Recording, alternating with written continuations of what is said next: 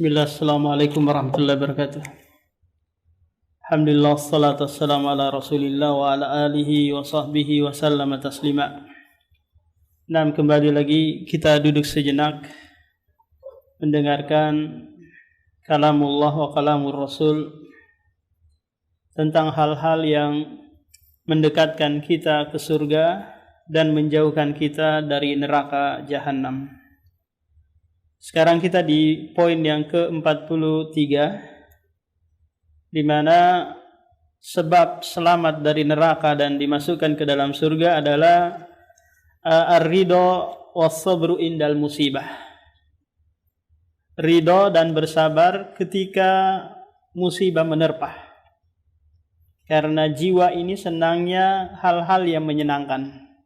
Ketika ada yang tidak menyenangkan, maka jiwa butuh kesabaran. Di atas sabar adalah ridho terhadap putusan atau ketentuan ilahi.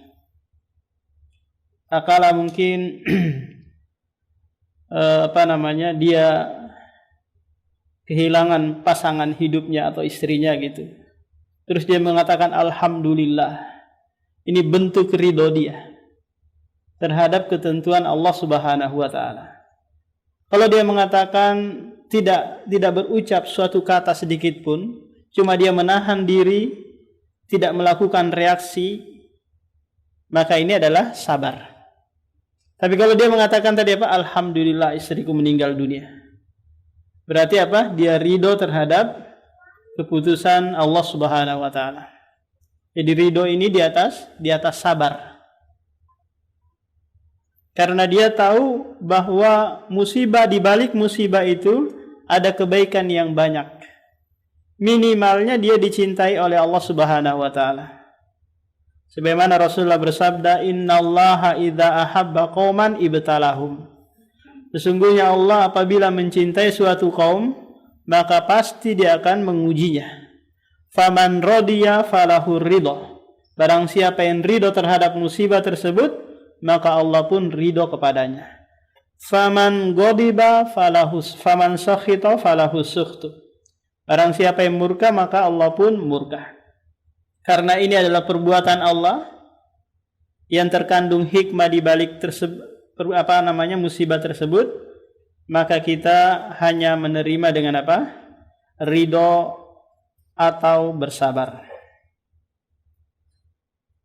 Maka orang yang seperti ini keadaannya, di dunia dia merasa tidak gelisah, karena dia tahu ada Allah Subhanahu wa taala yang akan memberikan kebahagiaan di dalam hatinya. Kemudian nanti di surga akan dibangunkan rumah yang diberikan nama dengan Baitul Hamdi, rumah pujian. Rumah ini diperuntukkan bagi mereka yang ridho dan bersabar terhadap musibah. Nah, hadis yang dibawakan oleh penulis di sini yaitu sabda Rasulullah, "Idza mata waladul abdi, qala Allah Ta'ala li malaikatihi." Apabila anak seorang hamba meninggal dunia, lalu malaikat berkata kepadanya, "Qabattum walada abdi." Engkau telah mencabut ruh anak hambaku. Fayakuluna, lalu malaikat berkata, "Na'am, iya, aku mencabut nyawanya karena ini perintahmu." Fayakuluna qabattum samarata fuadihi. Engkau mencabut buah hatinya, kesayangannya dia. Fayakuluna na'am, lantas malaikat berkata iya. Fayakuluna, lalu Allah berkata lagi kepada malaikat, "Madza qala abdi?" Apa yang dikatakan atau apa sikap hambaku tatkala engkau mencabut ruh anaknya? Fayakuluna, dia berkata, "Hamidaka wastarja'a." Dia berkata, "Aku memujimu ya Allah." Dan istirja ini adalah ucapan inna lillahi wa inna ilaihi rajiun, di mana kalimat ini kalimat yang mengandung sabar. Coba kita perhatikan makna dari kalimat ini.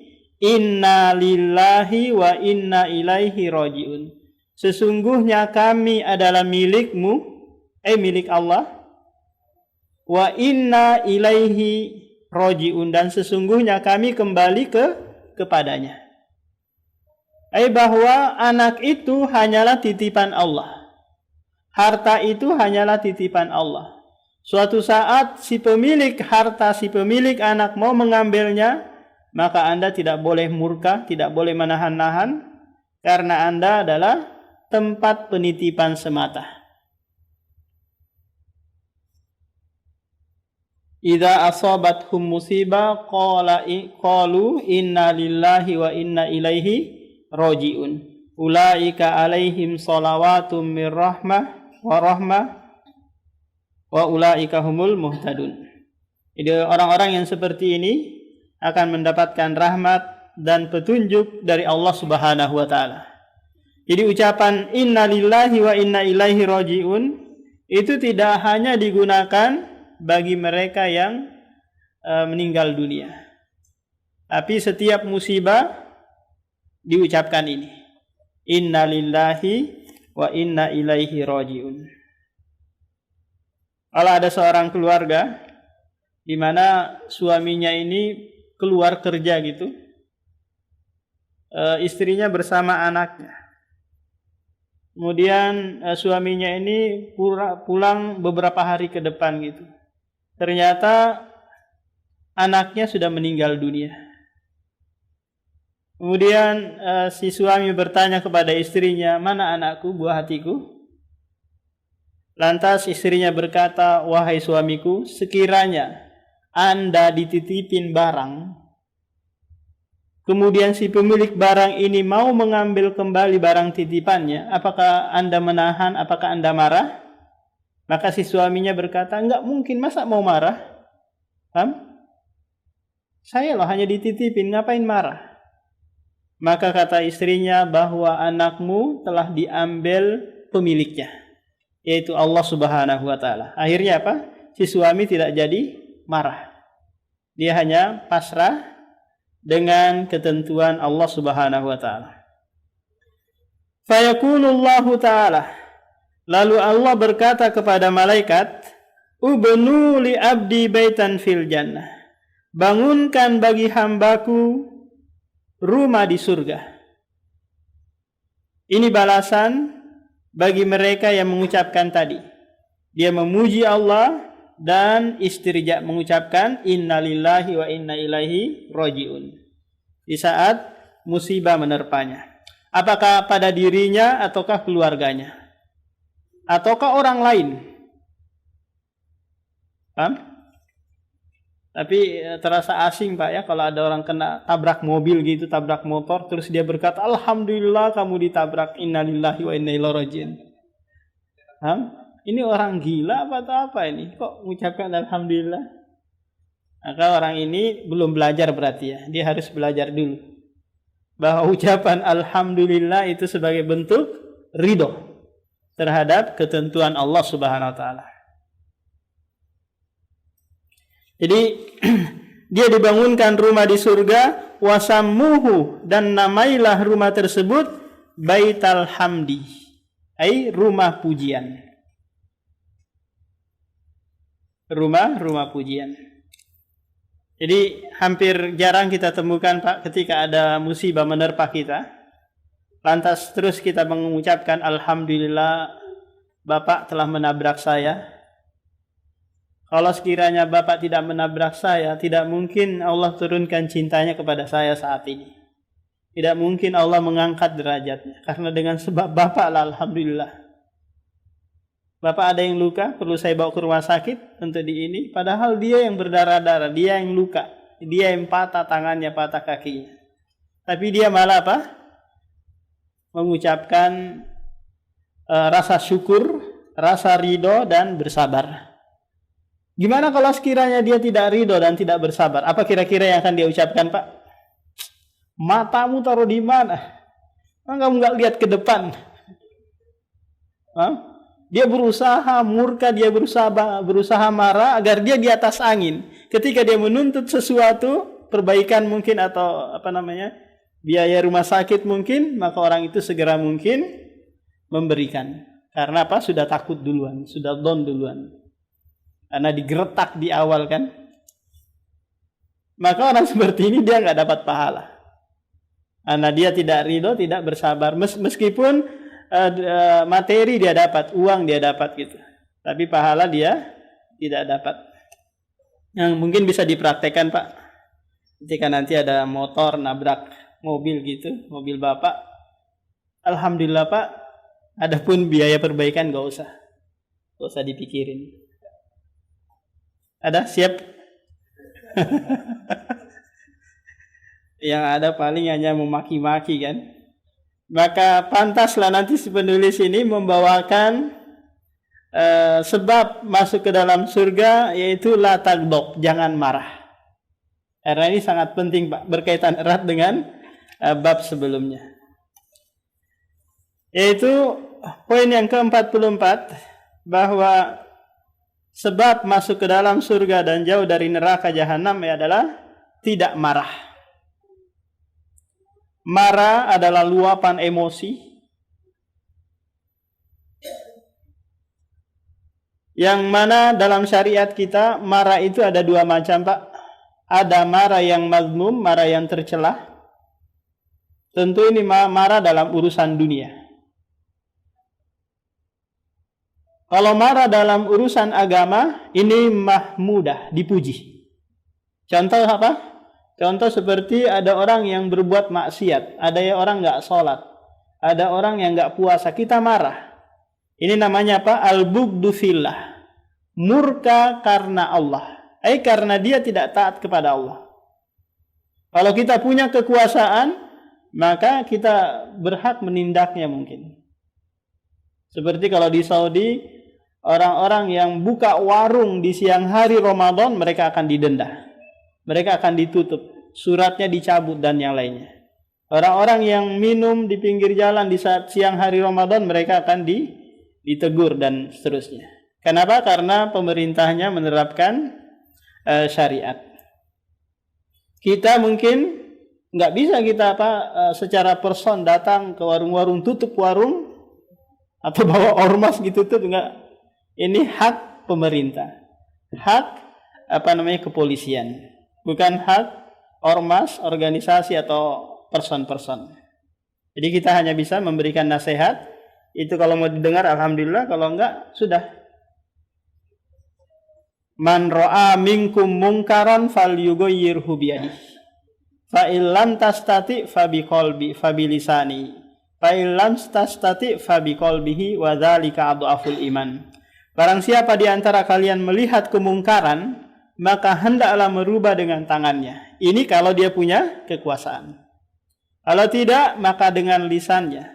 Kalau tidak lagi, dengan hatinya. Maka ini adalah adhaful iman. 6.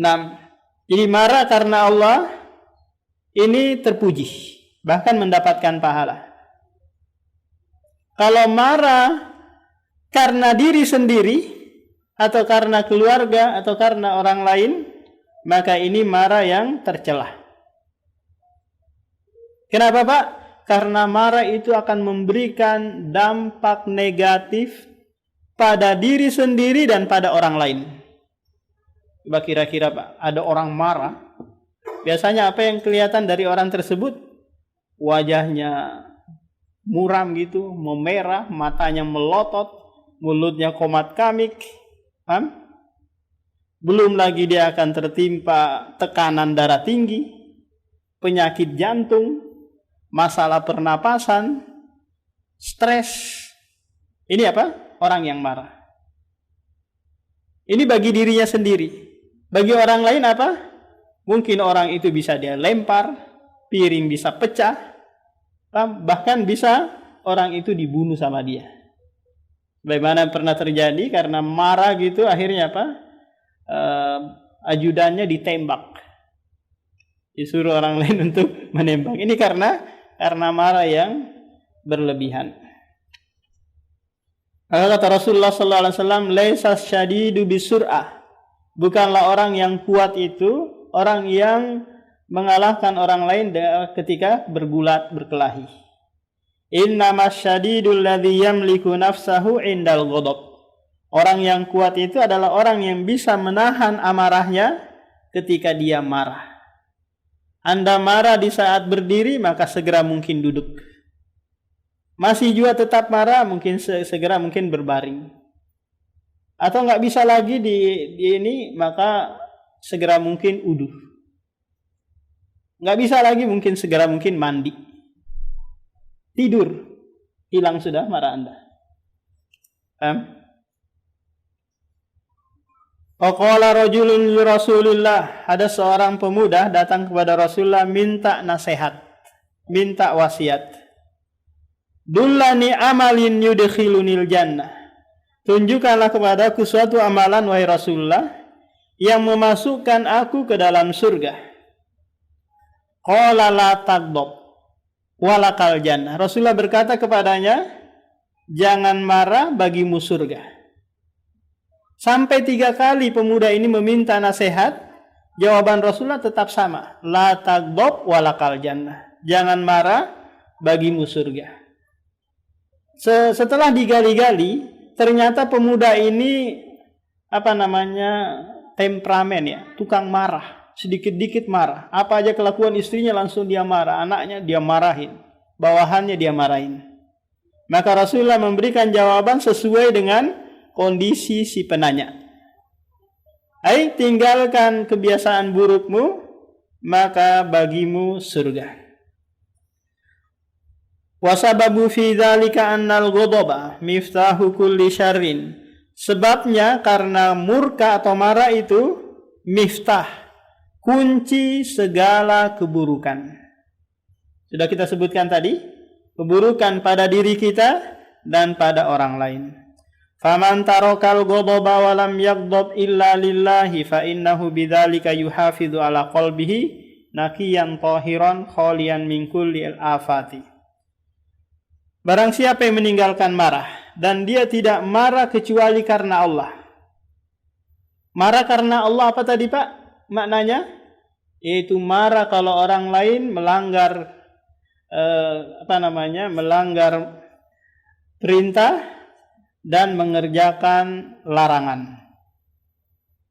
Disuruh sholat nggak mau sholat, dia marah.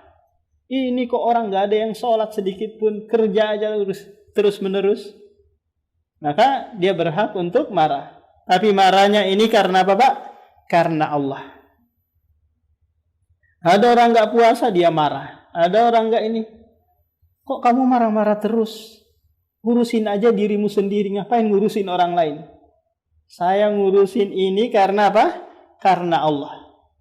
Bukan karena orang itu. Tapi karena Allah Subhanahu wa ta'ala. Kalau sekiranya dia bermaksiat kepada Jokowi mungkin atau kepada yang lain, terserahlah. Tapi saya marah karena dia bermaksiat kepada Allah Subhanahu wa ta'ala. Fala yashghulu syai'un an sayri fi ta'atillahi wal amali dinillahi. Maka dia tidak tersibukkan dari sesuatu yang menghalangi dia untuk taat dan beramal karena agama Allah Subhanahu wa ta'ala. Oleh karena itu Rasulullah berkata, la taghdab walakal jannah. Jangan marah, bagimu surga. Demikian, subhanakallah bihamdik, syadallah ilan tas tarukatul bilik. Assalamualaikum warahmatullahi wabarakatuh.